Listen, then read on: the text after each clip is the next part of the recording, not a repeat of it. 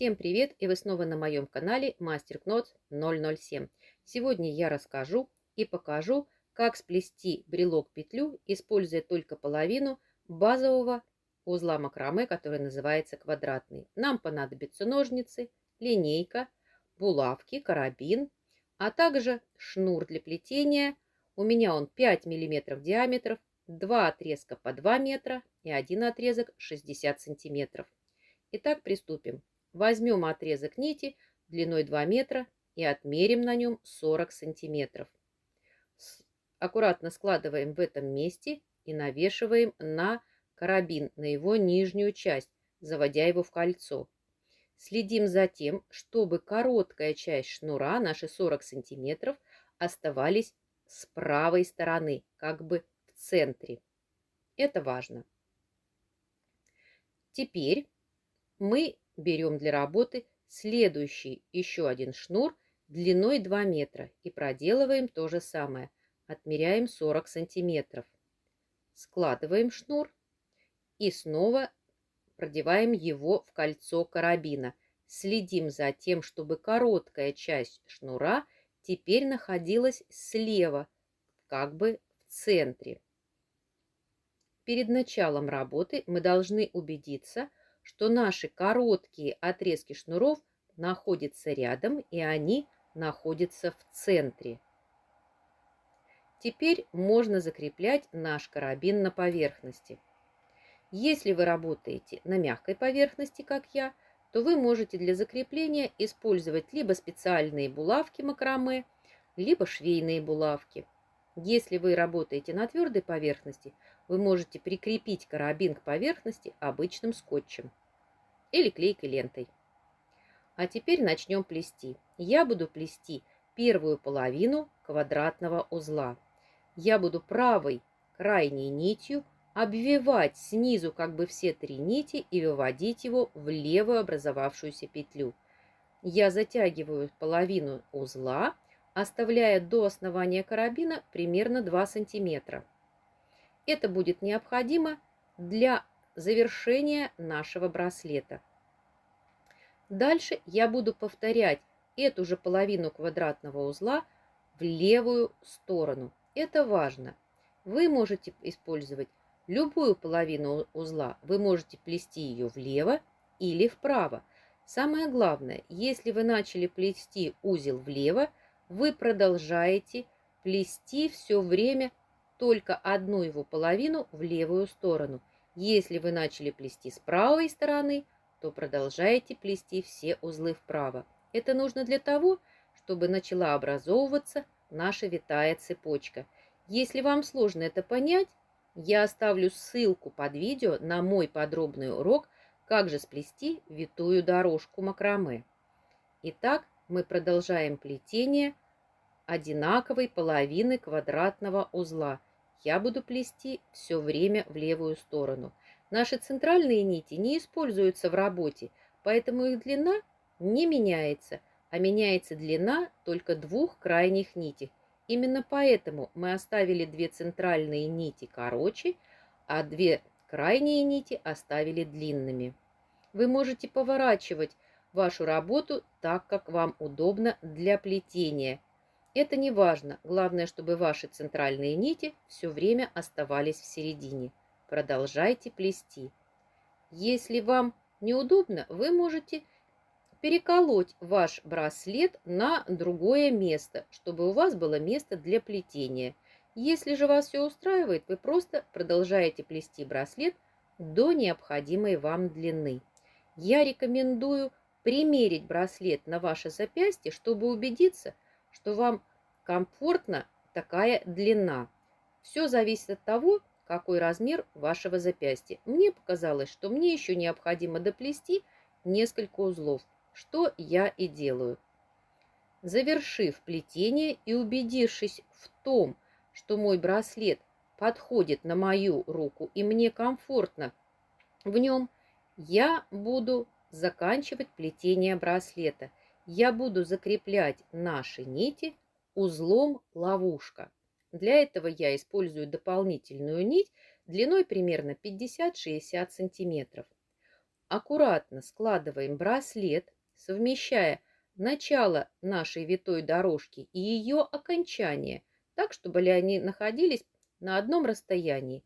Расправляем нити, аккуратно укладывая, не торопитесь. Накладываем петельку нашей нити, которой мы будем делать узел-ловушка. Петля расположена в сторону окончания карабина. Прижимаем ее и начинаем длинной частью нашей нити обвивать наш браслет. Стараемся затягивать наши витки довольно плотно и укладывать их равномерно. Не торопитесь. Самое главное, чтобы узел выглядел аккуратно. От этого будет зависеть красота и аккуратность вашего браслета. Старайтесь укладывать витки ровно. Если что-то не получилось, вы всегда можете расплести витки и сделать снова. Когда вы закончили и дошли до основания карабина, мы в ту петельку, которую мы оставляли, продеваем конец нити, которым мы плели витки, и протягиваем внутрь. С противоположной стороны мы затягиваем эту петельку, аккуратно расправляя все виточки. Короткой стороной нити, которая сейчас у меня в правой руке, мы подтягиваем вторую нить как бы внутрь наших витков. Не старайтесь протянуть ее насквозь. Если вы протянете на сантиметр-полтора, этого вполне достаточно, чтобы наш узел уже не распустился и был очень крепким. Обрезаем нити, стараясь обрезать их как можно ближе к основанию. Теперь тупым концом ножниц мы аккуратно заправляем внутрь витков обрезанные нити. Будьте аккуратны, вы можете использовать любой другой инструмент, потому что ножницы все-таки достаточно острые. Не торопитесь, у вас все получится. Все приходит с опытом, и поэтому я рекомендую вам для начала выполнять все достаточно медленно и не торопиться. Вот такой браслет у нас в итоге получился. Вы можете его оставить себе или подарить своим друзьям. А я сейчас покажу, как можно немного изменить этот браслет. Как вы видите, одна из центральных его частей плоская. Что мы делаем? Для начала мы начинаем все точно так же, как в предыдущем браслете, проплетая приблизительно около 10 сантиметров. Обычно браслет, его длина составляет приблизительно около 30 сантиметров. Именно поэтому я делю приблизительно на 3 части. Центральную часть я буду плести обычным квадратным узлом, то есть я буду выполнять и левую часть узла, и правую. Следите внимательно, у нас должна образоваться вертикальная дорожка с левой, а также с правой стороны. То есть сначала мы выполняем левую часть узла, а теперь мы выполняем те же действия в другую сторону. И сейчас вертикальная дорожка у нас образуется с этой стороны. Теперь мы выполняем еще один узел. Обратите внимание, у нас образовалась вертикальная петелька с правой стороны. Если вы не совсем уверены в том, как плести полный квадратный узел, я оставлю ссылку под описанием на подробный урок.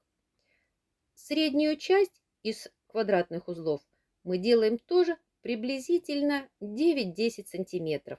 Все зависит от вашего желания и от размеров вашего запястья. Когда мы закончим плести центральную часть, мы продолжим выполнять витую дорожку. То есть мы продолжим выполнять опять-таки только одну часть квадратного узла.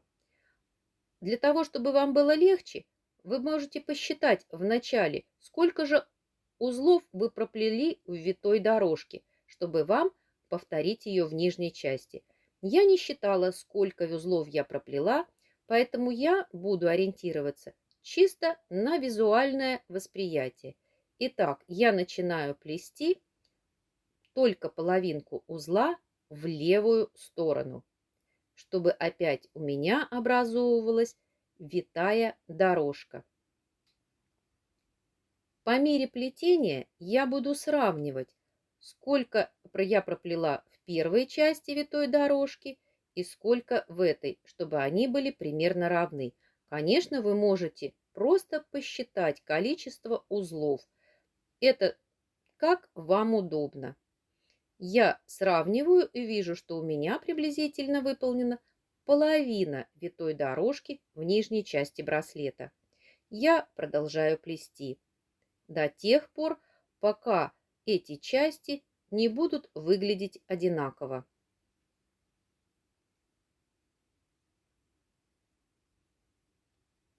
Обратите внимание, я всегда плету одну часть узла в одну и ту же сторону. Если вы, конечно, сбились, вы всегда можете распустить неправильно провязанную часть. Мне осталось проплести буквально 2 узла, и этого будет достаточно для того, чтобы завершить мой браслет. Я снова буду выполнять узел-ловушку, используя еще одну часть шнура. Приблизительно 50-60 сантиметров достаточно для выполнения узла-ловушка. Аккуратно складываем наш браслет пополам, совмещая начало и конец нашей витой дорожки. Берем дополнительный шнур и делаем на нем небольшую, но достаточную петельку, чтобы она нам была хорошо видна во время плетения. Аккуратно складываем 2 половинки нашего браслета, накладываем петельку так, чтобы ее один конец выступал в правую сторону, а петелька достаточно далеко в левую.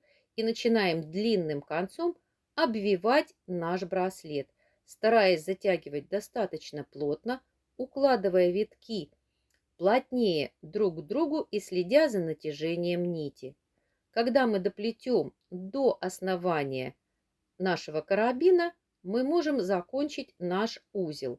Для этого мы находим петельку, которую мы специально для этого делали. В нее продеваем длинную часть шнура, которым мы обвивали браслет, подтягиваем и короткой частью с противоположной стороны мы как бы затягиваем эту петельку, аккуратно ее расправляя. Когда вы подтянули петельку, можно приложить усилие и протянуть шнур внутрь наших витков. Не старайтесь протянуть насквозь, достаточно 1–1,5 сантиметров, и этот узел у вас уже не развяжется. Теперь остатки нитей мы можем обрезать. Используйте для этого острые ножницы, стараясь обрезать нити как можно ближе к основанию. Используя тупой конец ножниц, аккуратно заправьте обрезанные нити внутрь, чтобы наш узел-ловушка выглядел аккуратно. Я думаю, что у вас все получится. Не переживайте, если сначала у вас будет получаться немножко неровно или немножко криво, но это приходит только с опытом. Если вы будете тренироваться, со временем ваши узлы станут ровными и ваши изделия идеальными. Вот такой браслет у нас получился. Одна из его центральных частей, она плоская, и это делает его удобным для ношения на руке. Выбирайте тот браслет, который вам нравится, и плетите с удовольствием. Если у вас будут какие-либо вопросы, задавайте мне в комментариях. Я постараюсь на них подробно ответить. Вот что у вас должно получиться. Всем спасибо, всем пока.